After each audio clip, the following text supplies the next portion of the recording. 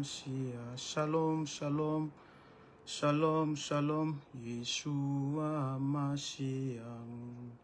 Alpha Omega, tu n'as point d'égal. Alpha Omega, tu n'as point d'égal.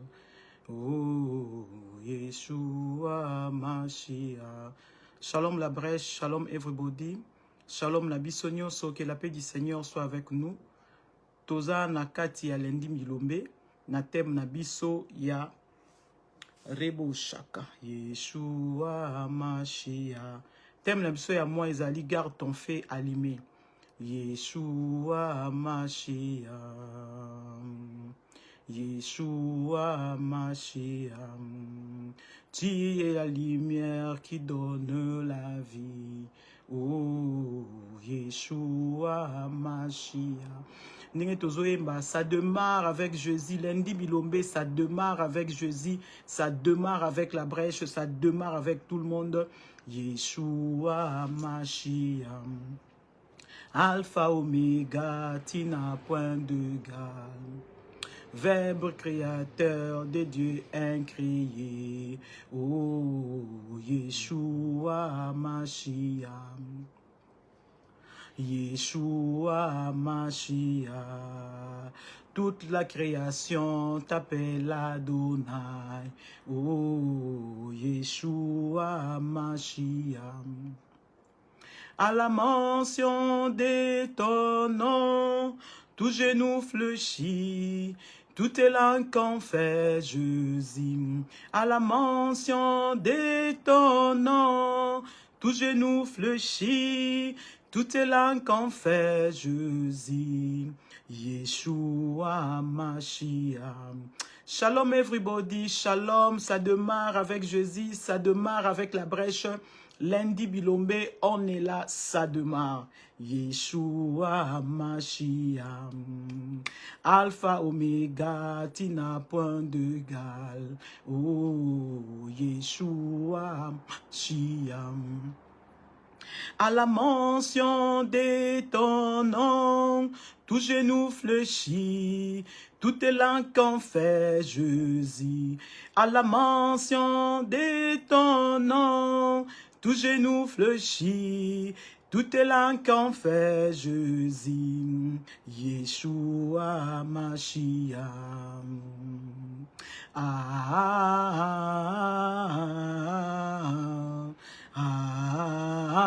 Adonai, Adonai,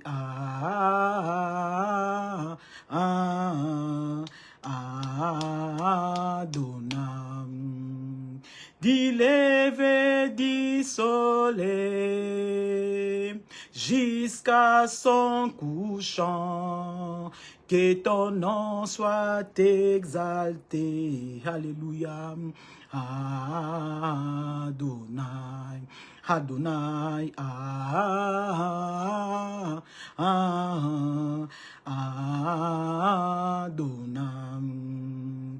Tu es le Père de tous ceux qui ont le Fils en eux, tu es Dieu. Tu remplis nos cœurs, Adonai. Nos mains sont levées, nous voulons t'élever, t'adorer et te célébrer, Adonai. Tu es le Père de tous ceux qui ont le Fils en eux, tu es Dieu. Tu remplis le ciel, Adonai. Shalom everybody, ça démarre avec Jésus, ça démarre avec la brèche. Ngana mama Arlette, le thème na biso to partager, to ebi na mwana biso ya joint, to za thème na biso partager, garde ton feu allumé. Ngana ye na sous thème na ngezali jeune Samuel à prophète Samuel.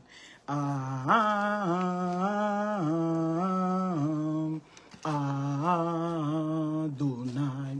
Nazotanga passage na biso liboso na biso. Shalom everybody, shalom mama Cathy, shalom mama Rose, shalom mama Esther, shalom mama Joyce, que Dieu nous bénisse. De l'autre partager jeune Samuel à prophète Samuel. Et tous dit le Dieu que nous servons est un Dieu vivant. Parce qu'il est présent, le Dieu qui est présent. Detoyembi Yoshua Amashia. Yoshua Amashia Azakat Nabisho. Yeshua Amashia. Alpha Omega, tina point de gal.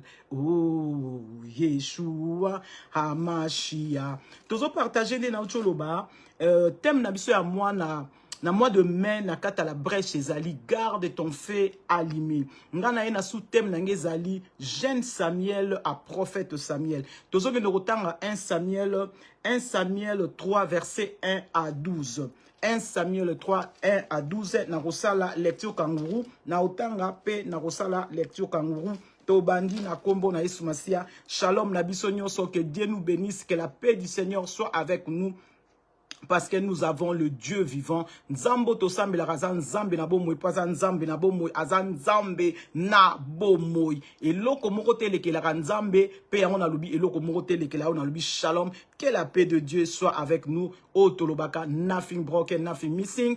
Ezala na bomoy na nazotanga passage na biso liboso na lobi na 1 Samuel 3 tobandi na 1 tina 12 na tangi na kombo na Yesu Masia. Le jeune Samuel était au service de l'Éternel devant Élie. La parole de l'Éternel était rare en ces temps-là. En ces mêmes temps, Élie, qui commençait à avoir les yeux troublés et ne pouvait plus voir, était couché à sa chambre. La lampe de l'Éternel n'était pas encore éteinte et Samuel était couché dans le temple de l'Éternel où était l'arche de Dieu. 4 Elobinabiso. Alors l'Éternel parla à Samuel, appela Samuel et il répondit, mais voici. Et il courut vers Élie, il dit, mais voici, car tu m'as appelé. Élie répondit, je n'étais point appelé, retourne te coucher. Ah, ezali solo, ya jeune Samuel, nabi tem nabiso, ya moi ezali, garde ton feu allumé. Menga sous tem nang ezali, jeune Samuel à prophète Samuel. Li solo ezali, nazo continue kotanga, nakiti na 5. 5 elobi, Samuel courut vers Élie et dit, mais voici, car tu m'as appelé. Élie répondit, je n'étais point appelé, retourne te coucher. Il s'en alla se coucher. L'Éternel appela de nouveau Samuel. Samuel se leva, alla vers Élie et dit, mais voici, car tu m'as appelé. Élie répondit, je n'étais point appelé, mon fils, retourne te coucher. Wanezaki, deuxième fois, Nzamazaro bengaye, mais Samuel azalaki mwana muke, abane ko comprendre mungongo ya Nzambete, yango ko kanisaki, sacrificateur et limutazalaki ko bengaye. Tozo que de kotanga, troisième fois, Samuel ne connaissait pas encore l'Éternel et la parole de l'Éternel ne lui avait pas encore été révélée. L'Éternel appela de nouveau Samuel pour la troisième fois et Samuel se leva, alla vers Élie et dit, mais voici, car tu m'as appelé.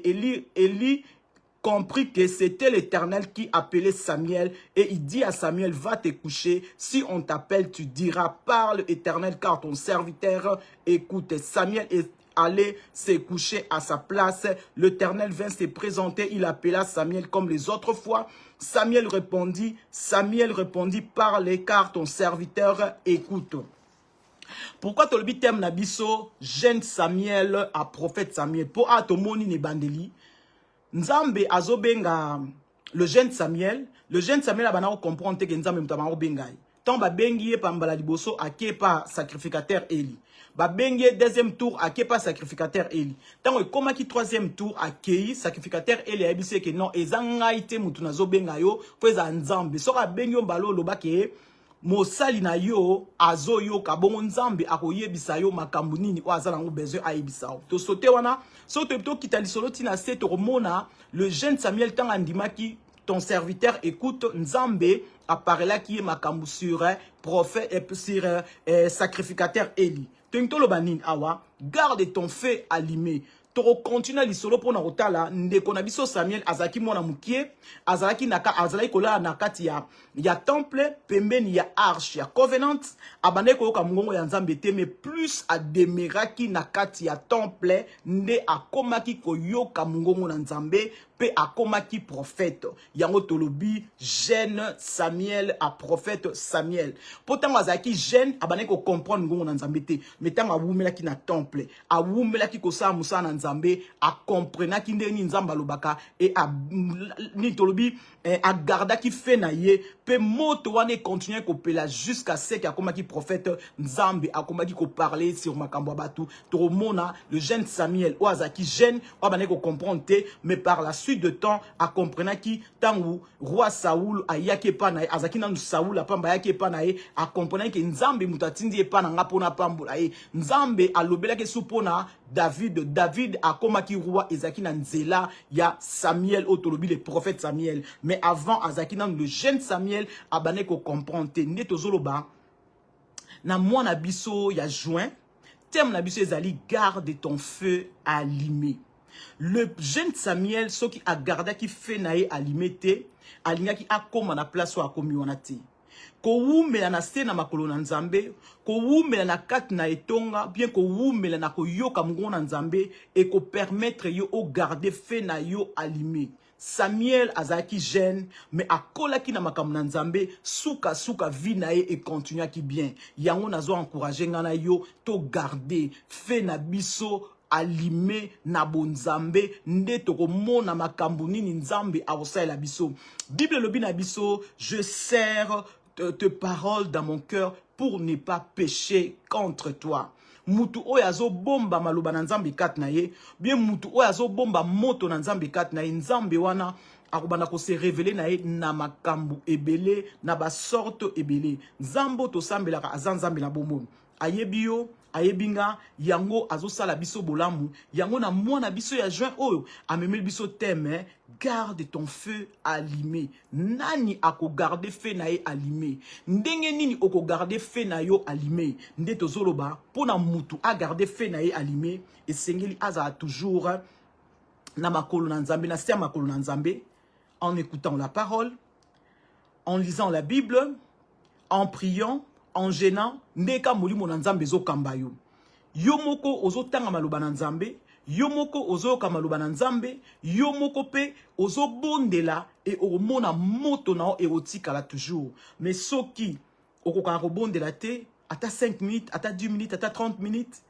okoka kotanga Bible yomote oyoka amate ate moye moto na yo evanda ezate totota lisola ya ndeko na biso Samuel tanga zaki jeune Samuel abandaki na eko lala pembeni ya arche na kata temple mais abandaki ko comprendre mongongo na Nzambe te il fallait que mutu a expliqué ye que no mongongo ozo yoka eza mongongo ya Nzambe soki ya bengi yo mbala sima loba parle ton serviteur écoute tango aloba ki bongo nde place ayi kozwa message ko uta epana Nzambe nde tozoloba boy Nzambe ayebio Nzambe ayebinga moto na yo eozaka garder eko tele makaka ou bien eko pela toujours makasi soki yo moko pelisi yango na nzela ya prière na nzela otanga Bible na nzela yoka iloba na Nzambe na nzela ya kozala connecté na maloba na Nzambe mais soko za connecté na maloba na Nzambe te moye moto na yo etikala ya kopela ezate posa na Nzambe ezake moto na ngana yo ezala toujours allumé yango tozoloba boye garde ton feu allumé en écoutant la parole, garde ton feu allumé en priant, garde ton feu allumé en gênant, garde ton feu allumé nakozala toujours na présence ya Nzambe. Sokoza na présence ya Nzambe te moyen fait na yo ezala toujours ya kopela ezate posa Nzambe ezake yo pela toujours moto. Et moto ane kopela Nzambe te muta kopelisa yango yonde muta kopelisa moto wana parce que tango ya maka Yesu Masia mokonzi mobiki simolu mo santu azakat na yo libanda te me kat na yo makambo okosala wana exercice wana obando sa to benga exercice ko prier ko gêner ko tanga Bible ko yoka mateya koza na kati ya bonzambe ekosala ke moto na o toujours ezala ya kopela nde tomoni ndeko na biso Samuel azalaki na kati ya temple mais lokola moto nanu emataki te abane ko comprendre te makamni ezoleka nzamba zo benga ye yaza okanza ke sacrificateur Eli muteza azako benga ye premier tour akepa sacrificateur Eli abina bengi te zonga kolala deuxième tour akeli sous sacrificateur Eli alobi na bengi te zonga kolala troisième tour akeli sous tango akomi kuna sacrificateur Eli a comprendre que moi no yeza lokwa ngam na obenga ye te se vous anzami mta obenga ye na ebisa ye akende koloba Éternel parle, j'écoute. Et tant que ki bongo, nzamba pesa ki message pour na sacrificateur Eli. Otozo ba sacrificateur Eli pour na kata Bible to na sacrificateur Eli, peut ozala ki na prophète Eli mais otozo loba ezali sacrificateur Eli. Yango pour na ngana yo to garder fait na biso alimé, photos a toujours na kati yase ya makolo na nzambe. Ngamu kona sale effort ya ko garder moto na nga. To mona ka soki tozo lamba na makala na Afrique. Bien na bakoni to kamata bakoni to tie bakoni to pelisi moto so to moni moto ezo pela te to yaka ko bakisa bakoni be to popoli yango po moto epela so moto epeli o tie nzungu na ope bloke e bandotoka ndenge moko nzamba zo linga ngana yo to garder fe na biso alime ngana kengela moto na nga ekufa te soki na moni moto na nga bani ko kufa nazwa soki na tiaki bakoni na bakisa bakoni po moto na nga epela soki na tiaki makala na moni ke makala bando dumie na bakisa su makala mususu na kati po moto na nga epela po makambo na osala bien biloko na olamba eza na besoin ya ba quantité makala moko boy so makala wana ezate moye biloko ebela bien kozala te so na bakoni soki bakoni wana tozo pesa exemple ya Afrique parce que na Afrique na bakoni na makala pourquoi parce que eza na Afrique na makala na Afrique na so mutu azolamba na makala so makala edimni abakisaka po moto continue toujours kopela soki mutu azolamba na bakoni abakisaka po moto continue toujours ni kopela so pe mutu azolamba na réchaud ya courant faut courant ezala po moto epela so courant ezate moto eropela te so pe mutu azolamba na réchaud ya gaz faut azala na gaz na kati ya réchaud na ye po so gaz ezate ekopela te donc ngande mutu na kosala effort po moto na ngai ezala ya kopela na kengela soki nazolamba na bakoni nazanga bakoni te soki na moni koni esili na na baksa koni mususu nga mutu na olamba na makala soki na moni ke bakala na ngai bando diminuer bloc ezobela sou bien te na bakisa makala ngai mutu nazolamba na réchaud ya courant na comprendre que soki courant ezali te moye biloko nga nazolamba epela etoka ou bien moto ane pele kozala te faut na vérifier ce courant ezali pourtant na brancher réchaud na nga na kopelisa na olamba biloko na nga natala na kengela so nazolamba na gaz ce que gaz ezate moyen réchaud na nga wana epela ezate en toujours ba garde ton feu allumé na ko garder feu na nga allumé na ko kengela na ko zala vigilant natala gauche droite te mes muscles na nga ezala fixé vers nga moko natala eloko ni ezozanga eloko ni ezosala ke moto na nga ya mabondeli epela te so na moni ke nga mona zokoka ko bondela te na sanga na kana bandeko o bazana moto ndeto lobi koni moko elambaka biloko te so ba koneza ata 4 ata 3 ekoko lamba ata 2 kutu ekoko lamba mais na kengela Bible obi na biso il est bon et doux de frères de demeurer ensemble hein. C'est là que l'Éternel envoie la bénédiction donc nana so na moni ke mikolo na za makasi penate na ba prière na sangana ta na bateau bazana moto comme ça moto na bango eko chauffenga ndeto lobi garde ton feu allumé ce qui le jeune Samuel a se connecta ki na sacrificateur élité alingaki ayeba te ke bazo benga nga epa na nzambe mais connexion na ye na sacrificateur Eli et ça qui ke a comprendre nzambe ne mutazo benga nga yango nazo encourager yo nazo encourager ngai moko kolobete moto na nga ekopela kaka soki naza vigilant na kengela nazangi nini nazangi bakoni bien nazangi makala bien moto na nga courir zate yango ezopela te ou bien réchaud na nga gaz gaz ezate yango ezopela te ngande mutu na ko garder feu na nga allumé yango na nzambe tellement kalingaka ngana yo azo permettre chaque mois to le kaka na bateme o bandeko na biso bakambi na biso à la brèche bazo pesa biso na nzela molimo mosantu azo souffler bango azo connecter biso poto ye bakote ya maloba na nzambe pona ko s'encourager les uns les autres moto na biso ekotika la ka ya kopela wana tokozala na présence ya nzambe toyebi ke tozala na biso na présence na nzambe mais biso moko nde topelisa moto soki topelisi moto te toko comprendre makambo susu te tozala connecter ndenge jeune Samuel a se connectaki nande kona biso sacrificateur Eli alobaki na yeke voix ezo benga yo soko ebenge sumbala sima loba parle ton serviteur écoute et tant nande kona biso jeune Samuel alobaki bongo ayoka ki mungongo na nzambe et nazo encourager ngana yo le Dieu que tu sers ako tika te moto na yo ekufa yango azo permettre mateya et yaka chaque mois bande ko ba défiler belé awa et na yebi ke to pa mama ki déjà penga na yeko baksa susu brique car na makambo bande ko balobaki nga pe na yeko cha oyanga pe brique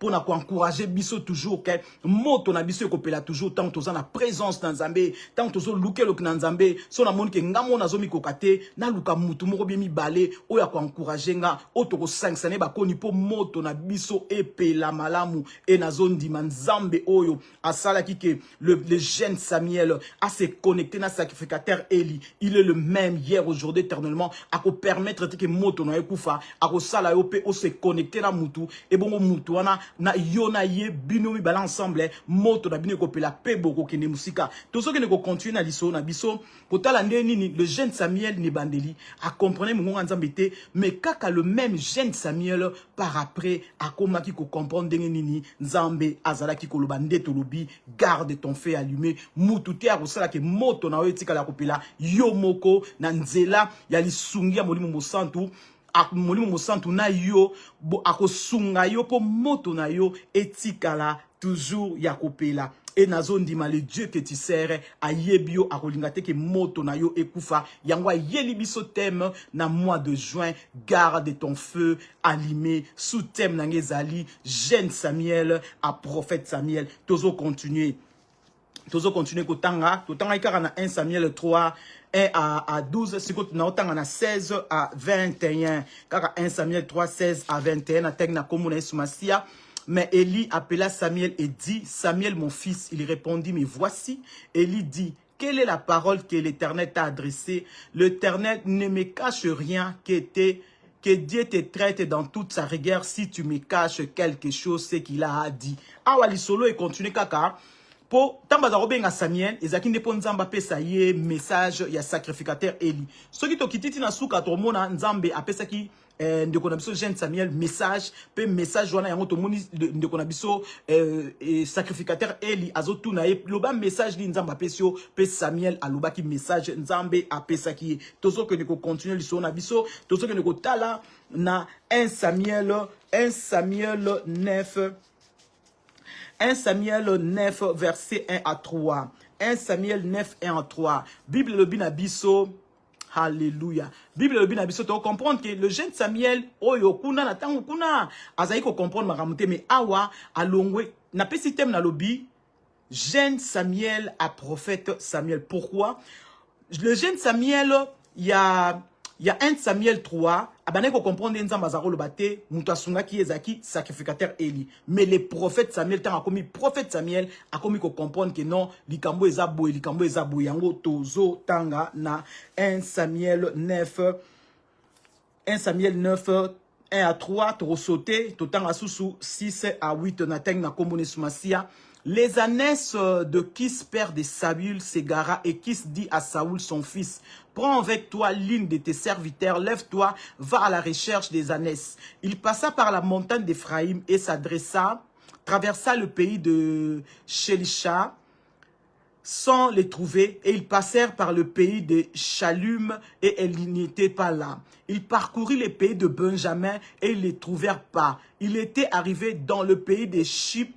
Lorsque Saoul dit à son serviteur qui l'accompagnait, viens, retournons de peur que mon père oublie les ânesses. Ne sois pas en peine de nous. Les serviteurs lui disent, voici, il y a dans cette ville un homme de Dieu et c'est un homme considéré. Tout ce qu'il dit ne manque d'arriver. Allons-y, peut-être, il nous fera connaître le chemin que nous devons prendre. Saoul dit à son serviteur, mais si l'homme de Dieu, car il n'y a plus de provisions pour aller chez l'homme de Dieu, serviteur na lobi, na quelques mbongo awa, na quelques présents, to mema poto pesaye, bakendaki, to na sali la ti kanguru na sauté, to mona awa, Bible lobi na biso, tango ba komie pas prophète Samuel, azaki sous jeune Samuel ta comme déjà prophète a pesi bango prophétie a ebisi bango bozonga ba brebi ya papa na yo ese monana ki déjà mais abondelaki pona Saoul o yaki ka Saoul normal abondeli pona e azui fuel ya huile abondeli pona e asopé na mutu alobi kende okokoma roi mais makambo nga na ebisi yo ko ebisa ngo mutu te tomoni différence ya jeune Samuel na différence ya prophète Samuel tant azaki jeune abana comprendre te faki mutu a expliquer ye à comprendre nini nzamba benga nini nzamba loba aya ko comprendre autant a commis prophète nzambe déjà comme ko révéler ba comme en avance ce total lisolo an ba de toromo na nzamba ebise déjà Samuel que nazo tinde la yo mutu awa mutu akoya wa yende mutakozala roi ya Israël oko pakola ye mafuta et salamaki ndenge nzambe alobaki na ndeko na biso prophète Samuel pour nous dire que plus on demeurer na présence na Nzambe au monde makamni Nzambe ako salela yo Nzambe alingi yo o wume na présence na ye présence na Nzambe ko sala ki ememelo makambo ebele soki oza na présence na Nzambe Nzambe ozo sambela autika yo te kozala distraité tant oza nango ezake mutu apelisa moto na ye atika moto na ye ezala ya kopela moto na otika nka ya kopela soki ne tolobaki ni bandeli ozo demeurer na présence na Nzambe ozo tanga Bible ozo kamateya ozo prier ozo jeûner ozo connecter na Nzambe ndoko mona gloire na Nzambe po diable po sa nezake moto ya mutu ekufa mais Nzamba linga na yo moto na biso ekufa te eza toujours ya kopela yangwana Nzamba zoloba na ngana yo azo encourager ngana yo mus na biso ezaka fixé vers ye Bible obi na biso je lève mes yeux vers les montagnes d'où me viendra les secours te viendra de l'Éternel qui a fait les cieux et la terre il ne sommeille ni ne dort celui qui te garde Nzambe wana azolinga te moto na ekufa mais monde ya molili ezolinga moto na ekufa po yo mona gloire na Nzambe te mais le Dieu que tu sers azolo balanga yebisa lelo moto na yo ekosila te pourquoi moto na yo eko diminuer te pourquoi moto na ekufa te parce qu'alobi na biso il est venu pour donner la vie en abondance bazoluka ba longola moto na yo bazoluka ba boma moto no Nzamba lobi moto na yo ekokufa te yo zala na confiance na ye mutu nyonso oyo azoluka moto na yo ekufa ya ye moto ne ekokufa mais ya yo ekufa te pourquoi parce que tu sers un Dieu vivant pourquoi parce que tu sers un Dieu présent le Dieu qui est présent otoyebaki ne bandeli Yeshua Mashiach Alpha Omega tina point de gal Yeshua Mashiach azana yo alobi moto na yo ekokufa te bazoluka babomango mais kobomama te pourquoi kobomama te parce que Yeshua Mashiach azana yo alingi yo okende liboso nde alobi moto na yo ekokufa te soki moto ya jeune Samuel ekufa ki te et continue qui jusqu'à ce que Nzambe akome ko révéler makambu et le jeune Samuel alongaki de jeune Samuel à prophète Samuel nde nalobaki titre nanga ezali jeune Samuel à prophète Samuel moi tem na biso ya moi ezali garde ton feu allumé moto na yo ekokufa te pourquoi ekokufa te parce que Nzambe alingi yo mingi alobi moto na yo ekokufa te bato bazolika baboma moto na yo bako échouer pourquoi parce que moto na yo ekokufa te na nzela na yonde makambo ebele fo esalama na nzela na yonde ba porte ebele fo efungama ya famille na yo ya libota na yo yango Nzamba zo ba garde ton feu allumé ne te décourage pas eloko moko te décourager yo eloko moko te décourager yo talela Nzambe le Dieu que tu sers aza Nzambe na bo moy le créateur du ciel et la terre atiki yo te toyembaki ne bandeli Yeshua Mashiach à la mention de son nom tout genou fléchi toute langue confesse qu'il est Seigneur comme il est Seigneur de ta vie tu ne perdras pas ton feu moto na yo ekokufa te nayebi ke bazoluka baboma moto na yo bazolembisa yo makambo zo na gauche na droite liboso na sima po moto no ekufa bazo décourager mais Nzamba bazoloba ne te décourage pas ton feu ne sera pas éteint mutu moko te akoboma moto na yo ekotikala ya kopela pe azopelisa ngo lisusu makasi pona lokumu na mutu te mais pona lokumu na ye moko alobi azana yo alobi autika yo te moto na yo eko continue toujours kopela kolemba te ko décourager te yo continue kotela Nzambe kolemba koyoka mateya te kolemba kotanga Bible te kolemba ko jeûner te soko zui makasi kolemba ko prier te kolemba te mutu a décourager yo te Yo mo pe komi décourager te. Koloba te onga esuki na onka bongo te. Bazane na besoin ba boma moto na yo. Me yo kolinga te moto na ye kufa. Yo nde muto kosala ke moto wana ezala. E nazo ndima kaka nzambe o tozo bondela lelo. O toko bondela wana toko sisa ko prier. Wana toko sisa ko tanga ma commune nzambe. Wana toko sisa ko partager maloba na nzambe. Il est le même hier, aujourd'hui, éternellement. Appelisa ki moto na ye. Na bomo ina Samuel akopelisa ngo pe pa na yo. Kolinga te yo moko boma moto na yo. Ba problème bomela o moto te. Yo talela nzambe oyo alobi garde ton feu allumé. Azana yo akotika yo te. Azoko bana yo moto na yo ekokufa te. Ayebisa ki yo na makomi na ye. Na Jean 10 alobi na biso bien. Le voleur ne vient que pour détruire, égorger et détruire. Mais ya alobi je suis venu donner la vie en abondance. Nzambe ayeli yo vie en abondance. Pona kolobano ke moto na yo ekotika la toujours ya kopela. Ekokufa te mutu moko te aoya na mai na ye a éteindre moto na yo. Moto ekopela. Soki balingi baboma moto na yo, bakuta na nzambe oyo sambela yo ko décourager te. Yeba ke nzambe wana ayebi yo alingi yo moto na yo ekokufa te. Bien que makambo nyonso ezoleka tout autour na yo po eboma moto na yo, mais yo moko milobela ke moto na ngai ekokufa te. Mutu moko aboma moto na ngai te.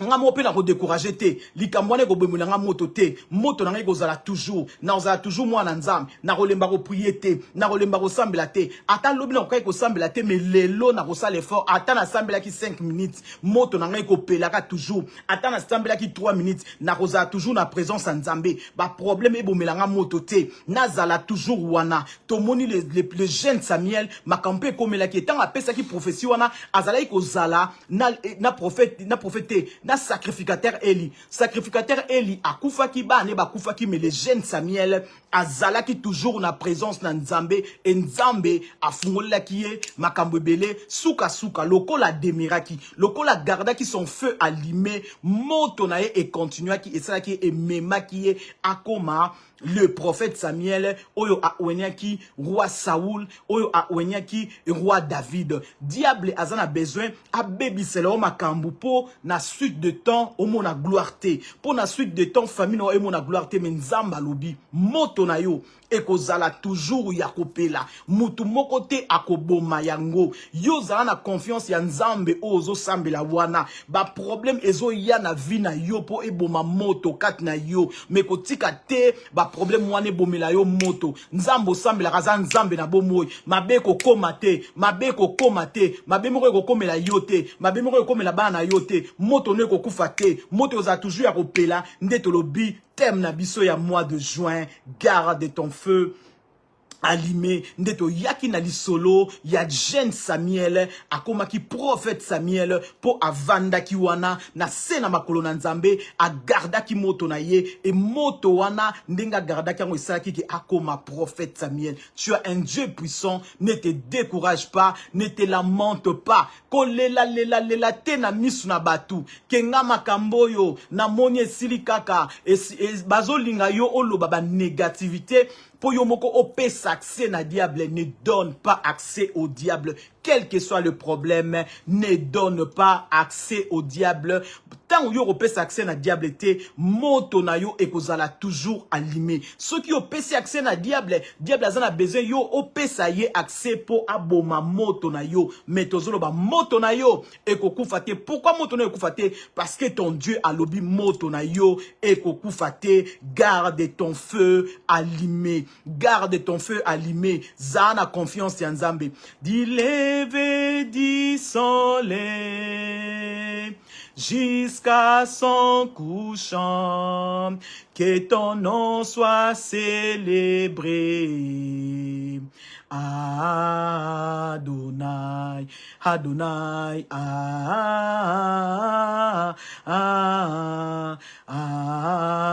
Adonai. Nos mains sont levées, nous voulons t'élever, t'adorer et te célébrer, Adonai. Tu es le Père de tous ceux qui ont le Fils en eux, tu es Dieu. Tu remplis le cœur, Adonai.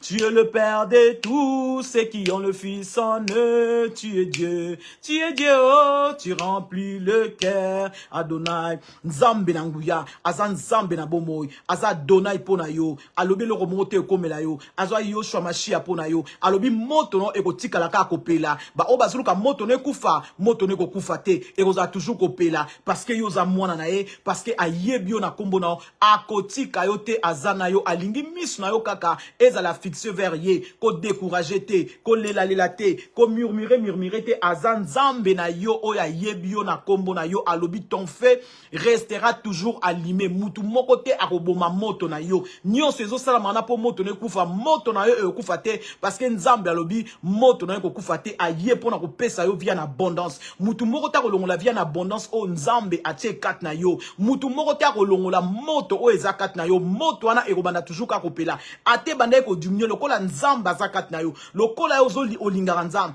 lokola zo continuer ko saela nzambe wana akobanda komatsa moto na yo na ndenge moto wana ekozala toujours ya kopela yo moko comprendre te poto moni lisolo ya Jeune Samuel ni bandeli ayeba kiteke nzamba azobenga ye mais tango awumelaki na présence na nzambe na moto nzambe ezali toujours kopela kat na ye ayako koma prophète Samuel oya sakolaki pona roi Saoul oya sakolaki pona na roi David oya oneaki bango huile a one huile roi Saoul na fuile d'huile bebongo epa na ya ndeko na biso roi David azwaki corne d'huile asopelaki elikona mutu nzamba azoloba huile oyo ekotaka kat na yo moto oyo ezakat na yo tango yambaka Yesu Masiya mokonzi mobikisi ezali ekokufa te muto azoluka moto anekufa ekokufa te zala sûr que moto anekufa te ekozala toujours allumé kat na yo parce que ako permettre te mabe moko ekomela yo yangwana yo moko décourager te maloba no ezala ya découragement te loba toujours ekosimba ata lelo simbi te ekosimba pourquoi parce que ozana moto kat na yo ezopela nzambe wana ayebi yo nzambe wana ayebi libota na yo ako permettre te ke mabe ekoma moto na yo wana ekopela pe ekopelisa ba ndekono o baza tout autour ba o bayebi Yesu Masiya nanu te mais lokola yo zana moto lokola yo zana moto no wana ekopela pe ko changer makambo nyonso na vie na yo pe na vie ya libota na yo moto wana ekopela pe ko changer makambo na vie no pe na vie ya libota na yo nzamba za nzambe na bomoi ayebi yo na kombono aotika ote nzambe alobi otalela ye rebe shikarabasia nzambe alobi otalela ye akotika yo te azana yo yende mutu abenga yo omi benga te yende mutu abenga Bible obi na biso avant que tu fusses né avant que tu fusses entrer dans le ventre de ta mère il te connaissait avant yangwana diable azolinga aboma moto na yo po yo kende musika te menzamba lobi moto wana ekufa te yo kende musika oya laka yo eko s'accomplit parce que il est présent ce Dieu là talela nzambe aza nzambe na bomoi tozo kende ko continuer na liso na biso ka ko talisa.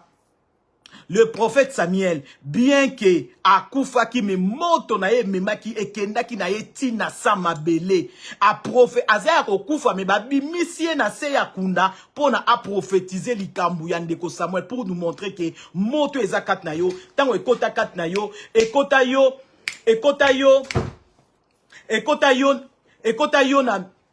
yo na mikuwa na yo evanda kat na ezaka na kata poso na yo boete mezana kati ya nzoto na yo mobimba moto o wana utozoloba fe o ezakat na yo ezana libanda na yo te ezana kata nzoto na yo moto wana tozoloba ezana kata libanda na yo te ezana kata nzoto na yo e moto wana ekokufa te nde tozotala ndenge nini moto wana ekufa kite na kati ya nzoto ya Samuel o ya kufi bakundi ye me bakeko bimisa ye na se ya kunda kuna ba prophétiser kutute ba benge ba bimisa ko bimisa mais Samuel oya kufa déjà kala a prophétisé likolo ya mutu azana bomoi pona hotel sabiso ke tango yo ya Yesu Masiya mokonzi mobiki si moto na yo ekozala toujours mutu moko ta robomango parce que celui qui est en toi est plus fort que celui qui est dans ce monde. Le Dieu que tu sers est un Dieu vivant, est un Dieu puissant. Rabo shaka rebo shaka nzambe na nguya nzambe na bikamwa nzambe na nguya nzambe na bikamwa nzambe rebo shabra de kante rabo shaka nzambe na nguya rebo shaka rebo santo rebo shaya nzambe na nguya nzambe na bikamwa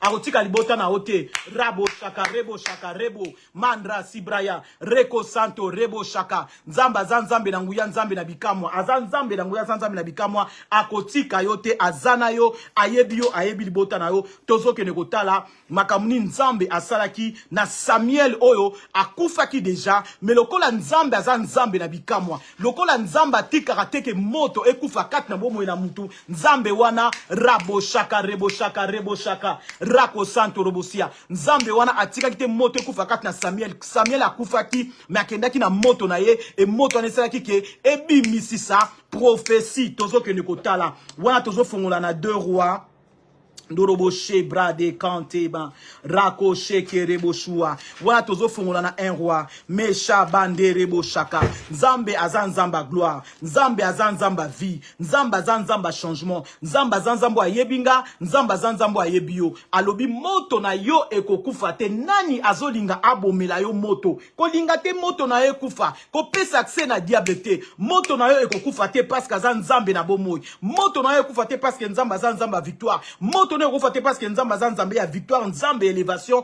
akosala ke moto na ekufa te batu nyonso bazoluka moto ne ekufa tolobi na kombo na Yesu Christ wa Nazareth moto na ekufa te moto ne kotika toujours ya kopela pourquoi moto ne kotika la kopela parce que le Dieu que tu sers il est présent il t'aime il ne t'abandonnera pas zala na confiance ba prière ozo sala moto na yo ekokufa te tozolo ba grand thème na biso bien grand thème na biso ya moi ezali garde ton feu allumé ngana ekoloba thème nanga sous thème nanga ezali jeune Samuel à prophète Samuel nzambe oya bomba ki jeune Samuel oya baneko kompono makamuna nzambe malamu te wazaki na moto mukie mais lokola zaki pembeni ya arche ya covenant moto na epela ki jusque mema kiye akoma prophète Samuel pe akoma kosakola jusqu'à ce que akufaki mais babi monsieur na se ya kunda a Jesus kosakola muto azana bomoy pour nous dire que le fait que tu as eza moto moko pamba pamba te place nyoso yoko parce que tu as un feu dévorant katinayo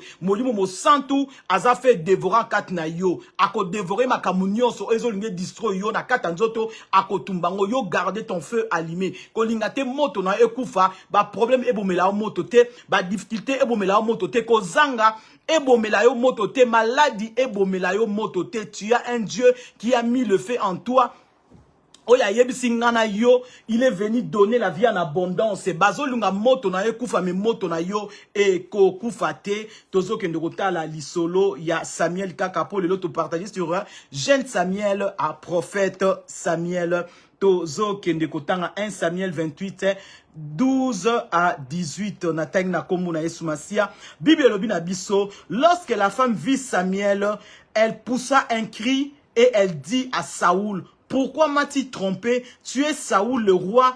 Lui dit: ne crains rien, mais que vois-tu? La femme dit à Saoul: je vois un Dieu qui monte de la terre. Il dit: quelle figure a-t-il? Et elle répondit: c'est un vieillard qui monte et il est enveloppé d'un manteau. Saoul comprit que c'était Samuel et il s'inclina le visage contre terre et se prosterna. Samuel dit à Saoul: pourquoi m'as-tu troublé en me faisant monter? Saoul répondit: je suis dans une grande détresse. Les Philistins me font la guerre et Dieu s'est retiré de moi. Il m'a répondu ni par le prophète ni par les songes. Et je l'ai appelé pour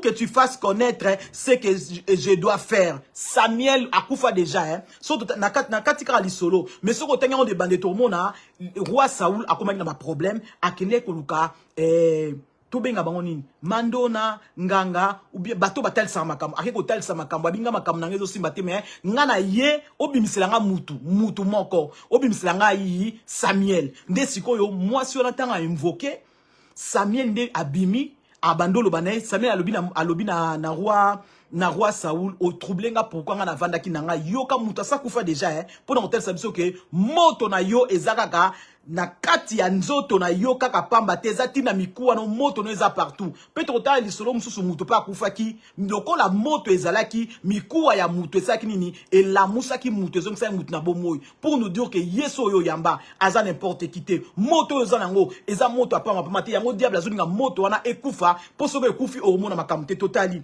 Samuel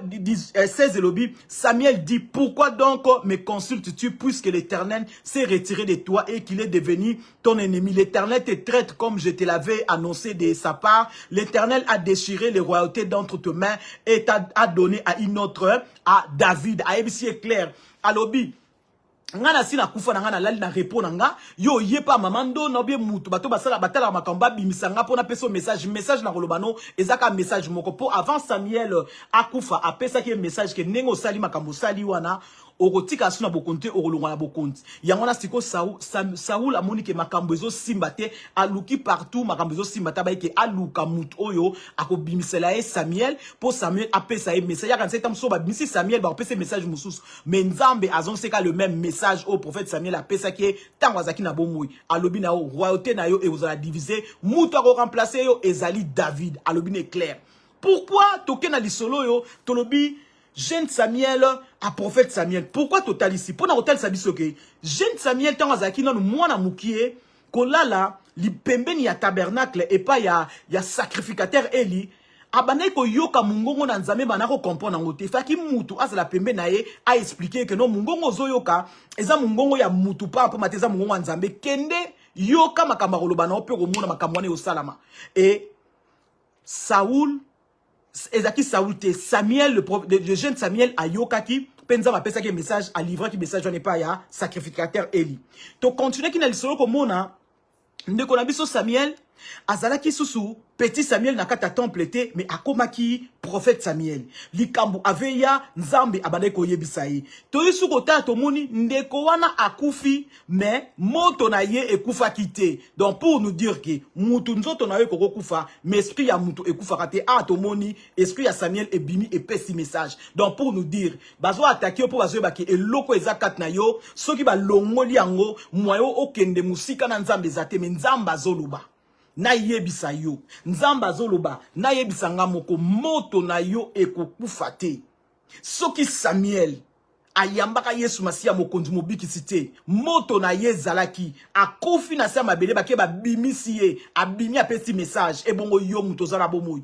yo muto yamba Yesu Masia mokonzi mobikisi moto na yo kokufa te ba osala nyonso po moto akufa mais nazo loba nazo assurer yo na kombo na Yesu Kristo ya Nazareth na kombo na Yeshua Amashia otolobi yende a créa aza le créateur du ciel et la terre aza alpha omega eloko moko te ya yo e okufa moto bazoluka baboma ya prière e okufa te moto bazoluka baboma ya koluka nzambe ekufa te moto bazoluka baboma rabro daka ya jeune ekokufa te moto bazoluka baboma po bayiba bato na kata famille na yo ekosalama te pourquoi parce que tu as Dieu en toi alobi moto ne kokufa te soki moto ya Samuel na se mabele ekufa kite toloba ke molimo na ekufa kite bimi epesi message bongo yo mto zana bomo nzambe oyo asalaki ke le prophète Samuel abima na mabele apesa message il est le même hier aujourd'hui éternellement ba yambaka Yesu Masia te na tango wana me yo yamba Yesu Masia otolobi Yeshua Mashiach Alpha Omega, tu n'as point d'égal.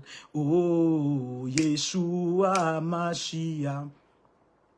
À la mention de ton nom, tout genou fléchit, tout est langue confesse Jésus. À la mention de ton nom, tout genou fléchit, tout est langue confesse Jésus.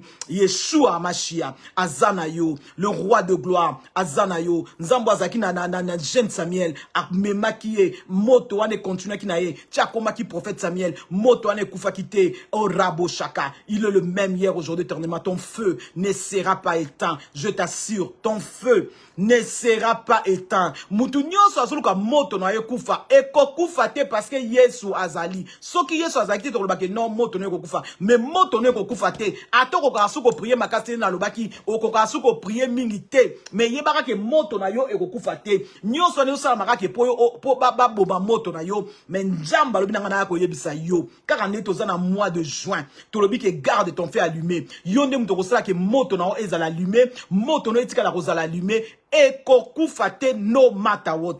Pourquoi? Parce que ton Dieu est présent. Pourquoi? Parce que ton Dieu est là à te permettre que moto na yo ekufa. Eko kufa kate moto na yo. Moto na yo ezala toujours ya kopela. Moto ya prière ekopela. Moto ya kotanga Bible ekopela. Moto ya koyoka maté ekopela. Moto ya kokende église ekopela. Moto ya koma na présence ya Nzambe ekopela. Nzambe azana yo alobi vie en abondance. Nde tolobi fait en abondance. Fait en abondance kat na yo ekozala teinté. Pourquoi? Parce que yemo azali feu en abondance, aelio feu en abondance. Netolobi fait en abondance et kozala. Moto na yo kufate parce que tu as un Dieu qui a le feu en abondance. Le feu en abondance is outside of you te, mais inside of you. Kaka nenge feu en abondance is katina yo. Moto wana eko kufate atese koma kimukie to mona ba kole mobi ba mwinda auto batisaka moto biso moko beto bato to fungola ngo pela biso moko soko chango pétrole obandi ko matisa degré nde eko pela moto na yo eko kufate ezaka likambu ya ngana yo to matisa degré ya prière ezaka likambu ya ngana to matisa degré ya connaissance ezaka likambu ya ngana to matisa degré ya confiance pas dans nzambe moto na yo eko kufate na yebike bazoluka moto na eko kufa me moto na yo eko kufate matisa connaissance yoka mateya mingi prier yoka mateya so mono zo ko prier te yoka mateya so mono zo ko yoka mateya te tanga bible so mono zo ko tanga bible te luka bato bazana moto ne to mona ki ndeko na biso jeune Samuel akene ko se connecter na sacrificateur Eli wazaki papa na ye na kati na molimo ayebisi kende soki babengi oloba ke nzambe loba na zoyoka ase connecter na ye et azwaki révélation ko te pa na nzambe se connecter na bato bazobondela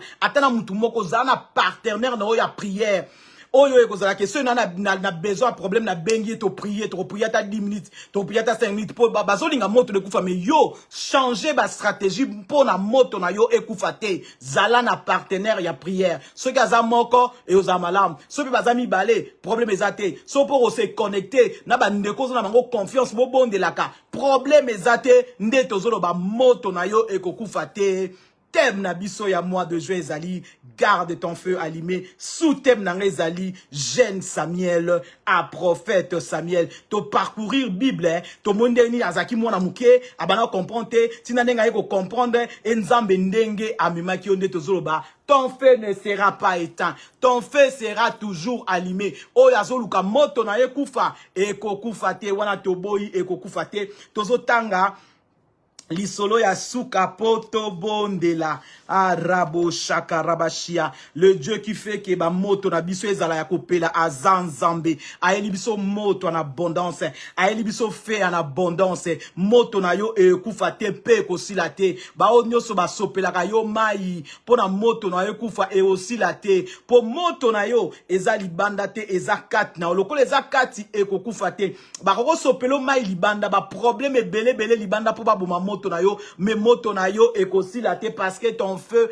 est à l'intérieur fe na yo eza libanda te eza kat na yo yesu na yo aza libanda te aza kat na yo loko aza kat na yo aza moto na yo pe moto na yo ekufa te aza fait en abondance pour na yo aza fait en abondance pour na yo et moto na yo eko continue toujours kopela yo mo omona tant to rebondela a moto wana ekomaki muki ekomata parce que ton Dieu c'est un feu o amatisaka moto kat na mutu soki moto a mutu ezo diminuer ayaka komatisa moto yango lelo a permettre ngana yo to partager mateya oyo yango lelo a permettre ngana yo to zala na kati ya la brèche pour na moto en abondance epela pour na moto edimiaki epela hallelujah gloire à l'agneau praise de l'autre nzambe aza nzambe ya vie. Alléluia. Nazotanga na 2 Rois 13. 2 Rois 13, 20 à 21. Natangi na komo na Yesumasia. Bible lobi na biso. Élisée mourit et l'enterrant. L'année suivante, de troupes de Moabites pénétraient dans le pays. Et comme on enterrait un homme, voici, on aperçut des os de troupes, et on jeta l'homme dans les sépulcres des lits. L'homme alla toucher les os d'Élisée et il reprit vie et se leva sur ses pieds. Tolobi awa moto na yo. Fe na yo. Eza inside of you. Eza na kat na yo e kufate. Awa pe. Kuna tomona ki prophète Eli. Prophète Eli te. Tomona ki prophète Samuel. Akufa ki. Ba bengi et pas ya romancier ni moko bato batala makamba bimise na sama belé après si muntu prophétie awa tozo mona prophète Élisée akufi bitumba ezalaki bazui mutu pa ke ne kokunda tango ba ye bakute na bitumba ba bwaka mutu likolo ya mikuwa ya Élisée donc ba likolo ya tombo ya Élisée mutu akufaki alamuki pona kotalisa biso ke moto na yo bazolinga baboma eza libanda na yote eza kat na yo e okufa te Élisée awa akufa ki na ye to ebite so akufa ke ça combien d'années mais balobi na biso totangite hein balobi ke ba ye na mutu akufa ba yeba kiteke place na miku ya Eli mtezaki wana au cimetière Eli ba yeba na bango te ba yeka ba bua ki mutu akufa wana mutu akufa totangi biso na yo awa bike et l'on jeta dans les sépulcres d'Élysée. L'homme alla toucher les os d'Élysée et il reprit vie et se leva sur ses pieds. Bible lobi bien awake mutu akufa ba ye ba bua ki likolo ya mikuwa ya Élysée to squelette ya Élysée to tombeau ya Élysée mutu akufa ki azonga ki na bomoi pour nous dire moto na yo eza libanda na yo te eza kati na yo ata ba sopelo ba problème na libanda ata ba sopelo ba problème na libanda o na gauche o na droite o côté o problème en bon o côté mo na maladie o yo mo santé bien te o kuna difficulté mais moto na yo lokola eza inside of you ekokufa te moto na lokola eza na kati na yo ekokufa te yo moko mikomisa makasi que moto bazulu ba bomelanga na yebi ke ba problème ezo ya na tongo problème ye na poko problème ye na midi problème ye lundi problème mardi mercredi jeudi vendredi samedi problème mais moto na ngai ekufa te pourquoi parce que eza libanda e ba libanda na ngai te eza kat na ngai makambo bazoyelanga eza makambo libanda mais ngana za na nzambe na nguya otolobi le Dieu qui m'a donné la vie en abondance aza inside of me moto na ngai ekokufa te bazulu ba boma moto na ngai me ekokufa te ngambo na za décision que moto na kufa te moto na kufa te pourquoi moto na kufa te parce que ton Dieu a dit la vie en abondance ton Dieu a dit fait en abondance tozo que ne ko bondela rebo chabra de camp bonde la pona vina yo yebisa nzambe e rabro de kashia yo lobi na ngai otalisi ngai tomoni awa totengi ba verset belé tomoni jeune Samuel ndenge nini omemaki ye ndenge nini abane ko comprendre avant toujours pemeni ya arc ya covenant moto ne bana ko kola fe na ezaki toujours alimeti akoma ki prophète moto ne zalaki apesi prophétie tangu roi Saoul azaki na bomoy apesi prophétie tangu asa kufi apesi mutu prophétie totali lisolo ya kona biso prophète Élisée akufi mikuwa na sekusi mutu pona kotesa biso ke moto na yo nanga ezana libanda te ezana kati loba na nzambe ngayo na ye moto na nga bazolinga baboma baroboma ngote parce que toi tu es le fait en abondance